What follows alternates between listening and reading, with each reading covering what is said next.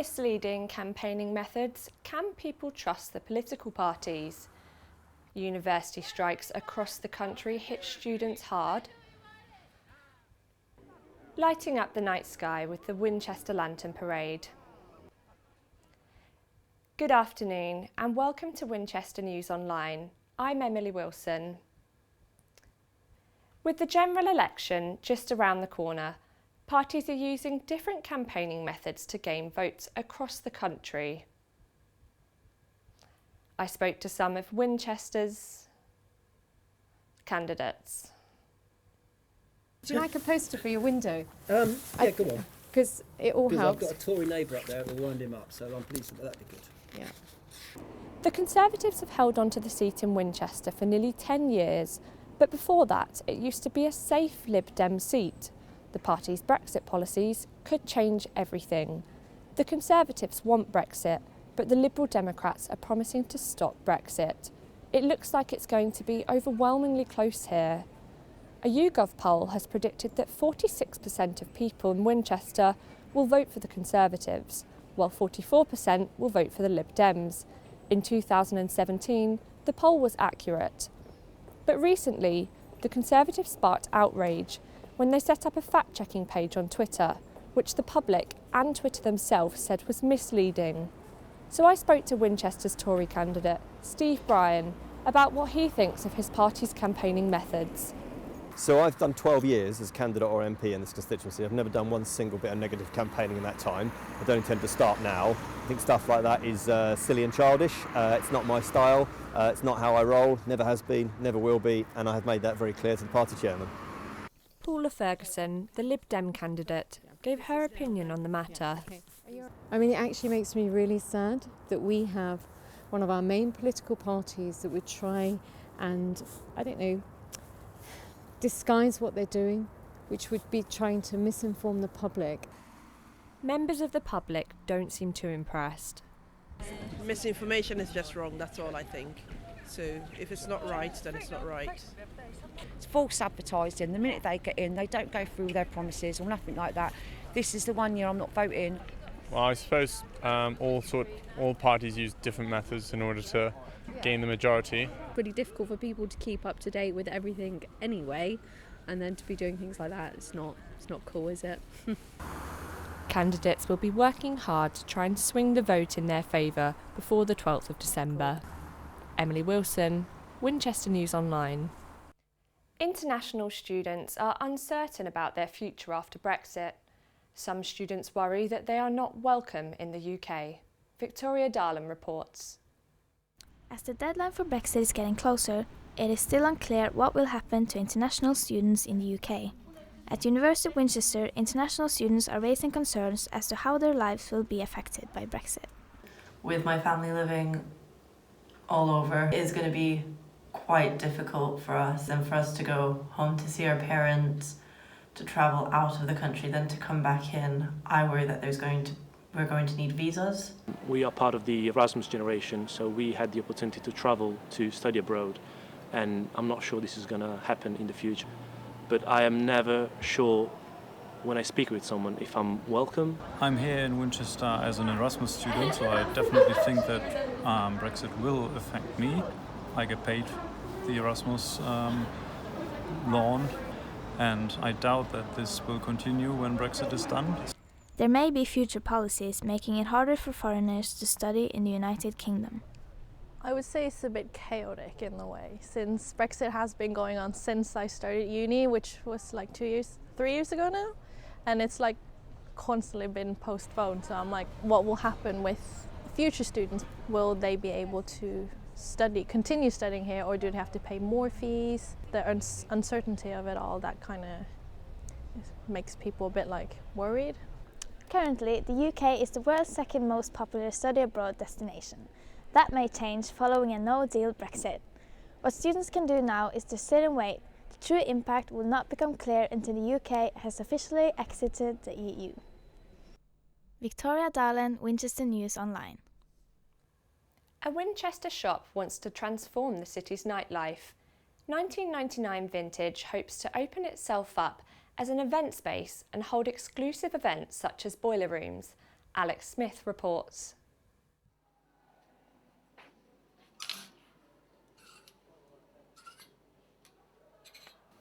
I'm here in Winchester Student Union, home to a few good nights out, but it seems this sleepy English city could do with a few more sleepless nights. 1999 Vintage opened up earlier this year in the Brooks Shopping Centre, and they believe that they may be able to inject a little bit of energy into the Winchester nightlife. Obviously this is a vintage store and we're only kind of selling clothes and accessories at the moment, but we're looking to turn it into an event space based around music, just because I feel like London has so much attention at the moment. I feel like we need to come away from London, go to some smaller cities where universities are, and they can start thriving with a bit of a music and clothing scene. Youth culture has always been a massive part of university, but allowing it to thrive is a difficult task. I wonder, how could you achieve this? Cool, so more specifically in terms of music events, we're hoping to have like a boiler room, which is a concentrated listening party for up and coming, like, well, for us it'll be like rap artists, grime artists, some groups, just in this event space here. It will be kind of like an invite thing, but we're also going to get as many creative people as possibly can to come together and kind of enjoy the space as a whole. It's getting closer to Christmas and the nights are getting colder, but that won't stop the students from going out. Do they think that Winchester simply needs more? Definitely, there's like one club and one bar, I think. I haven't been many times, but yeah, definitely. Yeah, I do think it does, compared to where I live back in Reading. Yes, there's only one club at the moment called Vodka in town, but there are other things that people can do. Looks like there's definitely a market for it. Yeah, and obviously hosting an event like that could then draw more attention to the store. There's kind of a cross section. They kind of come hand in hand, these sort of cultures, I suppose, especially like boiler room, rap culture. We have rap tees, for example, a couple of 2-packs up there. I think, bringing those two sort of cultures together creates a bit of a vibe in the store, and that can only be bring more custom to us, I suppose. Well, it looks like that we can only wait and see. Alex Smith, Winchester News Online. With the London terror attack fresh in our minds and thousands of people coming into Winchester for the Christmas markets, our reporter Tyrone McPherson asked people in the city if they feel safe. This train will not be stopping at the next station. One of London's busiest stations, completely empty during rush hour. A clear indication that something devastating and brutal had yet again taken place in the capital. So today, I'm in the south of England at Winchester Cathedral asking people if they feel safe at one of the city's biggest Christmas attractions, the Christmas market. I think we have to make sure that we don't allow ourselves to be cowed and we just go about our daily business. But yeah, the streets of Winchester are pretty safe anyway, really, to be honest. Yes, I do, because I feel like most of it's going on in London. I'm Tyrone McPherson, reporting from the Winol News Centre. Veganism has increased by 300% in the UK in the last 5 years, and new vegan festivals are sweeping the nation. We sent our reporter Ellie Clout to go and enjoy all the latest products. Do you think you can make that sound? So I'm here in Portsmouth at the Vegan Festival today, and I've just gone in and picked up my goodie bag, which has got lots of free vegan treats in there, and I'm just about to go inside and see what there is to offer, really. With 35% of Brits now having meat-free meals each week, it's no surprise veganism is a growing life choice. And the word is now spreading about plant-based diets faster than ever. We know that if we have a plant-based diet, we don't need so much land, we don't need so much water, we don't need so much energy. It's going to cause so much less pollution. Come on, we can do it, we've got to help people. Just everyone sort of learning more about the planet and sort of the planet we live on now, and what they can do to try and help sort of save it, really. Social media actually really has its benefits, because I think more people are becoming educated through people sharing information about what actually happens. And with so many products on offer, of course I had to try some. This is hemp fudge, which is a latest craze in Sweden apparently. So this is the traditional one, I'm just going to give it a try.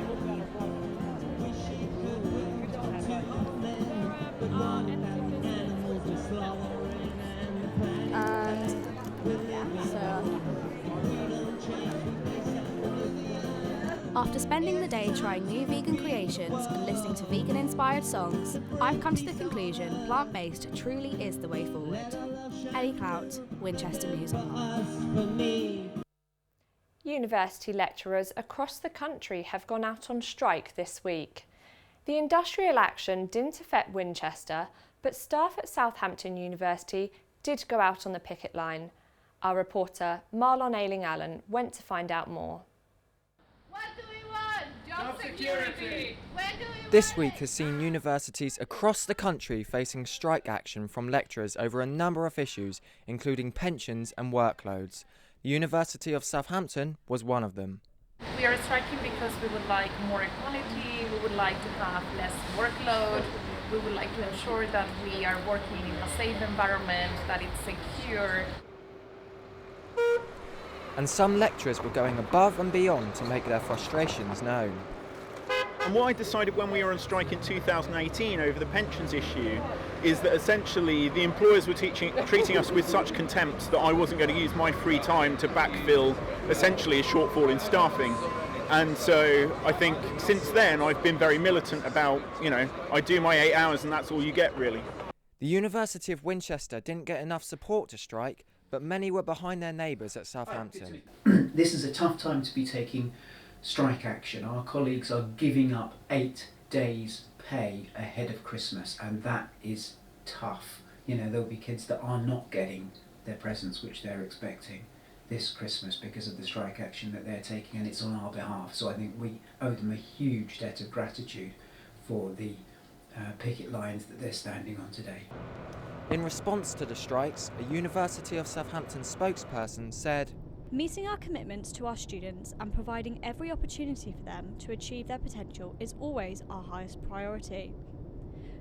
We will work with our colleagues throughout the university to put in place the arrangements necessary to minimise any disadvantage to the students as a result of industrial action. Matters relating to pay awards and the USS pensions are discussed nationally, and such can only be resolved at a national level. We want to make sure that we get really good agreements coming that we can all come together on, that we can provide good quality education for our students, and that this will be an end of it. We won't be in the same position a year from now, arguing about the same points again." The strikes will now come to a conclusion this week. Marlon Ayling-Allen, Winchester News Online. One thing we know many people look forward to at Christmas is a little tipple. But what goes into making delicious wine? Cristiano Magalio reports. Bubbly, champagne and reds and whites. I'm here at the Winchester Wine Festival to find out what goes into making a good glass of wine. Good grapes makes good wine. A good wine is made from good grapes, so you've got to have good grapes to start with. Oh, and what makes it so good? The quality of the grapes. So, it seems that quality grapes are very important for excellent wine. But I was interested to find out why English wines have been on the rise in recent years. So climate change is causing good English wine? Yeah, because 40 years ago the weather wasn't warm enough to grow the grapes here, and the climate change is now warm enough to grow the grapes here. There might be a little tiny bit to do with climate change, so we're getting a bit warmer. England's always been really on the margins of possibility when it comes to wine growing and making. So we're getting a tiny bit warmer, which helps. But also people have chosen to invest. It's really people having faith that it would work, and it does work. Good on them. But with Christmas on the way, I wanted to find out what the best way to enjoy wine is. What's your favourite way to enjoy wine? With food. Always with food. What is the best food to kind of eat with wine? Cheese, without a doubt. All wine, for me, goes well with cheese. It's literally rhubarb and custard, it's peas and carrots, it's the great bedfellow. Here, after a wine-filled day, I finally think I found the wine for me. Cristiano Magalio, Winchester News Online. With the countdown to Christmas now well underway, Winchester has been taken over by Santas in a record-breaking fun run for Naomi House and Jack's Place. We sent our reporter Olivia Fraser to find out more. Hundreds of Santas have gathered here today in Winchester City Centre to take part in a local fun run and show support for Hampshire-based charity Naomi House and Jack's Place. A sea of Santas kicked off December as adults and children prepared themselves to run in the 11th annual 5K early on Sunday morning. The turnout for the event was outstanding, reaching a new record for the charity. We're delighted that today is a record breaker for us. We've got 920 Santas, and just back there's a few more Santas signing up as we speak, so who knows where it will finish up, but it's a record and we're absolutely over the moon. Around £40,000 was raised for Naomi House and Jack's Place to support life-limited or threatened children and young adults. Ho, ho, ho. The event also helped to spread Christmas cheer in the run-up to the big day. So we run every year for the Winchester Santa Run for Naomi House and Jackson Place. It's the start of our official Christmas. My husband sponsors me £50 for every event I do, and then I give some money as well. Well, I thought it'd be a bit of fun doing something for our community. It's a nice way to start Christmas, really, and I think I'm quite mad. Santas triumphantly crossing the finish line in a blizzard of snow were rewarded with a mince pie and a medal for their efforts. Olivia Fraser, Winchester News Online.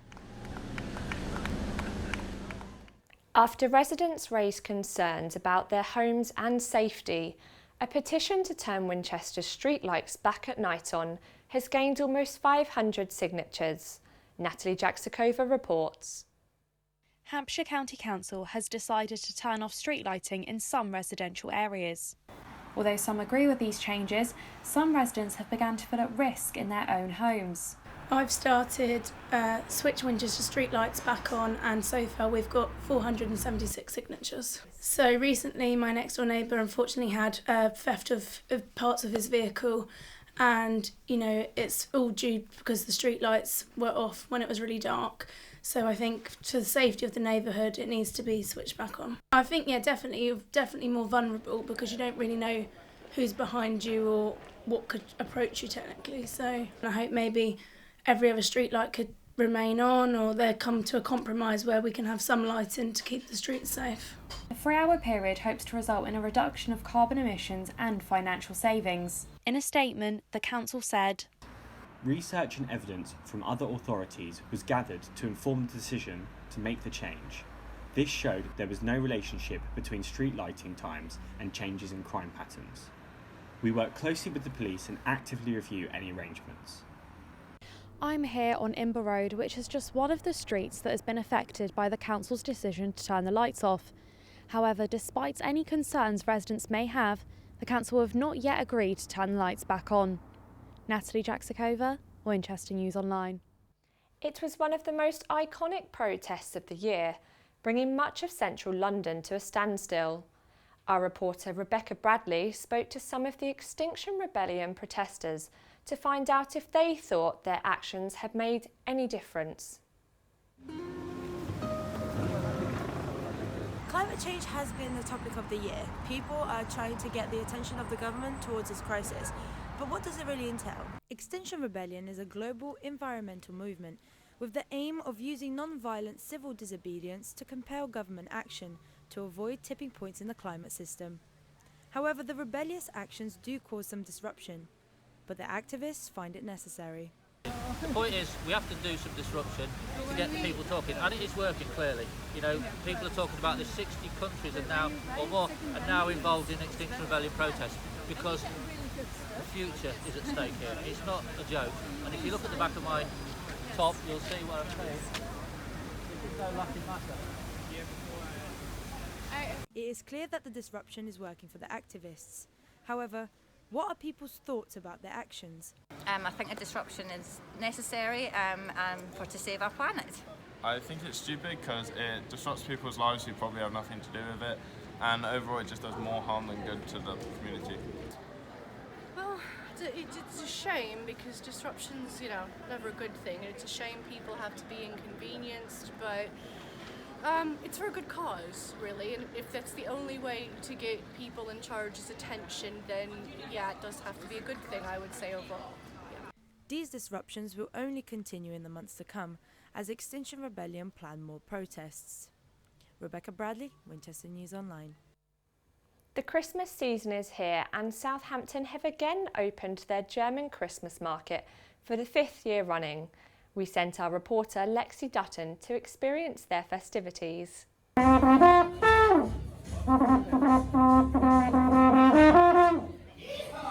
It's that time of year again. Christmas is just around the corner, and the Christmas markets are bringing the festive spirit. The Southampton Christmas Market and Festival, with a German twist, is a major part of the city's Christmas events. There was lots of daily entertainment from local musicians and other exciting acts throughout the day. And members of the public were also enjoying the festivities. So there's lots of different things for all ages, bars for adults and obviously merry-go-rounds for children. The market includes over 40 independent stallholders who offer a range of handmade authentic gifts, such as wooden toys, soaps, jewellery and of course Christmas decorations. Another exciting family-friendly attraction is the Flying Santa, who takes to the sky every evening with his reindeer over the market.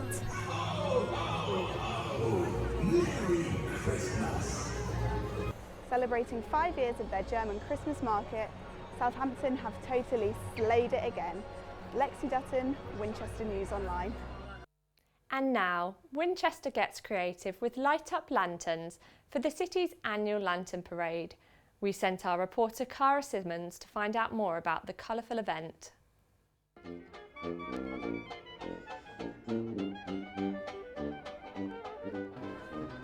With the lead up to Christmas well underway, Winchester is once again lit up with lanterns as families parade from the cathedral and through the streets.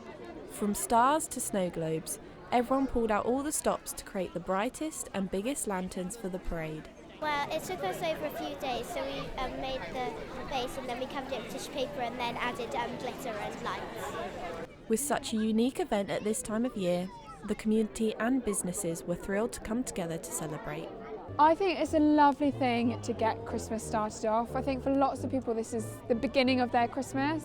It's such a big family event, and even if you can't get to make a lantern, just coming along and enjoying the atmosphere, the band, you know, it's lovely. After announcing the winners, So can we give a round of applause to them, please? the evening ended with a sparkle and a bang.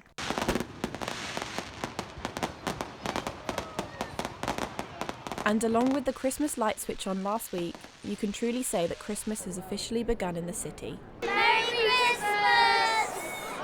Cara Simmons, Winchester News Online. As this is our last show of the year, we wish you all a lovely Christmas and we look forward to seeing you next time. Thank you for watching. I'm Emily Wilson. Goodbye.